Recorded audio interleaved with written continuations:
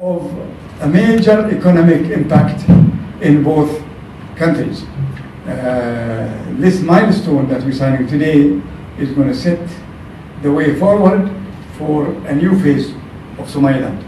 The gate for trade is the port. And we at DP World, we are committed to the success of the development of the port of Berbera and every aspect in relation to the port to make it a major hub and an additional gateway for Africa, especially on the Red Sea, which is a major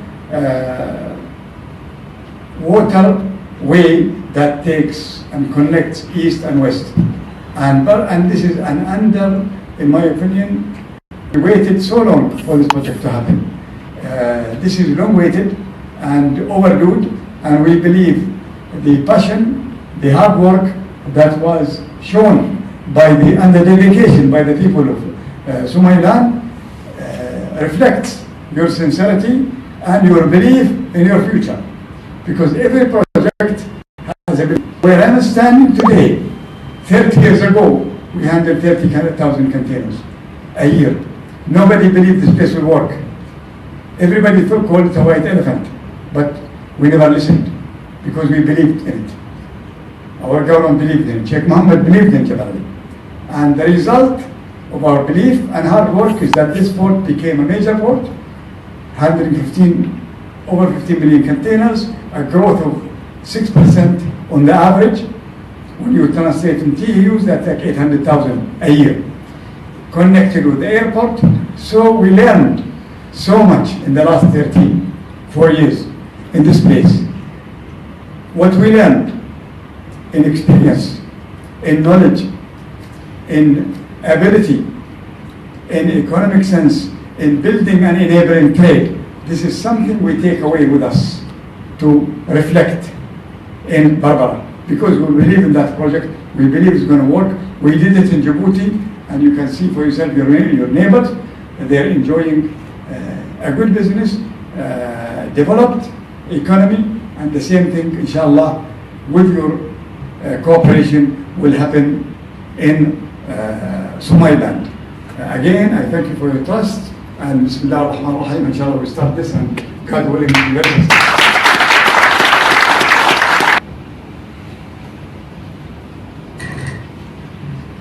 بسم الله الرحمن الرحيم الحمد لله رب العالمين والصلاة والسلام على رسول الله. Your Excellency, Mr. Vice President, Excellency Chairman and CEO,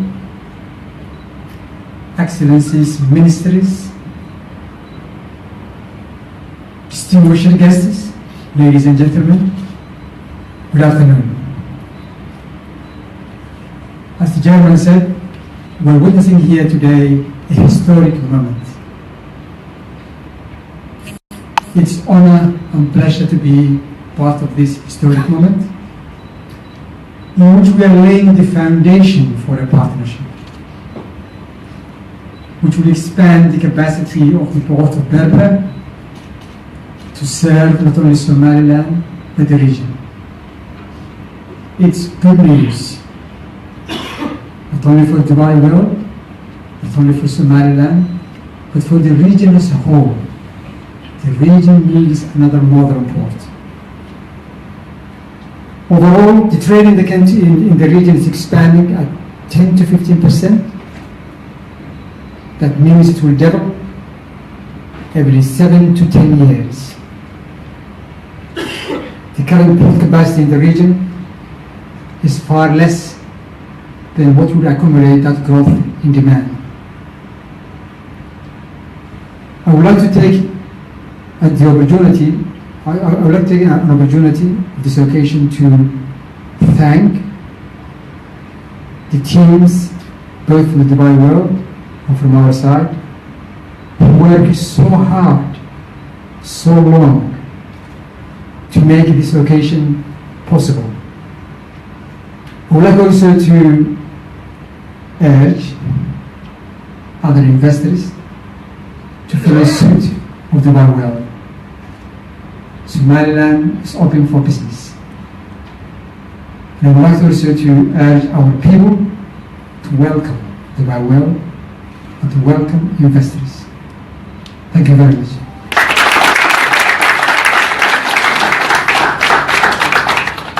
Now I would like to invite His Excellency Vice President. بسم الله الرحمن الرحيم. الحمد لله والصلاة والسلام على سيدنا محمد وعلى آله وصحبه وسلم. Your Excellencies, Madaxweynaha Madaxweyne, Assalamu alaikum wa rahmatullahi wa barakatuh.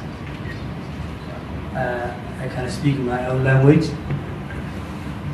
Waxaan runtii maanta dhammaantiin maxaa inoo ah waa maanta waa maalin weyn, waa maalin aad u qiimo badan, waa maalin qiimo gaar ah ku yeelata taariikhda reer Somaliland iyo DP World iyo dhammaan geeska Afrika. Runtii waxaan halkan ka caddaynayaa in muddadii 5 bilood ahayd ee labada tiim ee kasoo kala socday Somaliland iyo DP World runtii waxaan u mahadnaq badan dadaalka badan ay kusoo jireen oo halka faraha badan leh ee muddada 5 bilood soo socday, iyadoo ay ahayd mar kasta oo ummaduhu ay wada galayaan heshiis taariikhi ah oo labada dhinacba u leh qiimo u leh. gorgortanku waa wax dabiici ah. ujeeddada laga lahaa gorgortankaasina waxay si isku labada darood isku iman lahayeen isku heli lahayeen. akhritaankii waxay suura gashay in laba darood labada qaybood ay kala wateen ay isku yimaadeen lana ku dhammaatay guul iyo safgarad sida labada hogaamiyihii hore madaxdii hore sheegeen. runtii waa maalin aad u qiimo badan, labadan daraf oo qiimo badan. waxaan ummadda reer Somaliland ugu baaqaynaa in la soo dhaweeyo DP World iyo maalgashadayaasha kale caalamiga oo dhanba, sababtoo ah dal kasta oo maanta jira adduunka inagoon dal la ictiraafsanahayn haddana ummad kastoo jirta ay kama maaranto maalgelin. saas darteed maalgelin qiimahay leedahay iyo isbeddelka ku samaysay taariikhda ninkii garan kara reer Somaliland dad waxay halkan ku xidhnaa ilaa awowka ku xidhnaa, way garan karayaan 40 sano ka hor 30 sano ka hor dalkan siduu ahaa. isbeddelka intaa laga waxa keenay waa maalgelin. saas darteed waxaan aad iyo aad u faraxsanahay maanta ninkii labada qaranka Somaliland heshiiska maanta taariikhiga dhacay, iyadoo ay labada tiim runtii dadaal aad iyo dulqaadasho fara badan ay soo sameeyeen. aakhirina ay gaadheen danteenu waxay ahayd in labadii dhamba ay ka faa'iidaystaan maalgelintaasi ka faa'iidaystaan. waxaan si gaar ah u mahadnaqayaa guddoomiyaha ahna maaragtay managerka shirkadda DP World Mr. Sultan runtii oo sabir badan iyo nabadgelyo badan yeeshay. waxaan guud ahaan u mahadnaqayaa madaxda UAE iyo boqorka maaragtay imaaraadka guud ahaan imaaraadka gaar ahaan imaaradda Dubai Mr. Mohammed runtii oo iyagu ku dhow qayb weyn ku leh. aad iyo baan u mahadnaqayaa dhammaantiin. aad iyo aad salaamantiin. asalaamu calaykum waraxmatullahi wabarakatuh.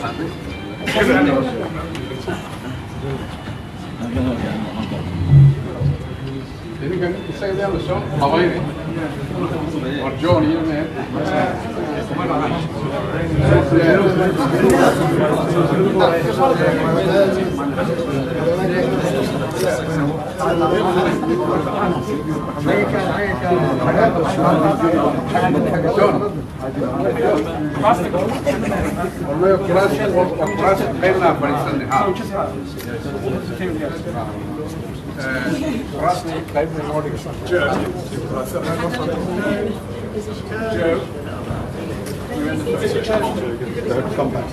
شباب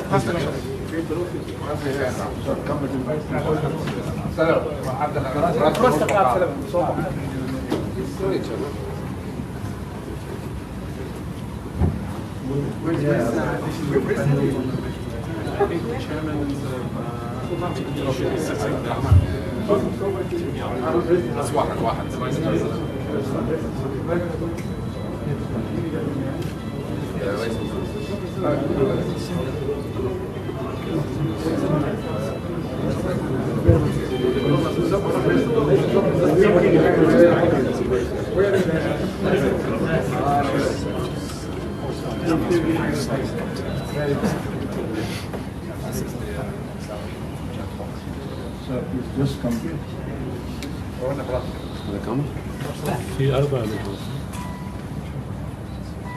Excuse me.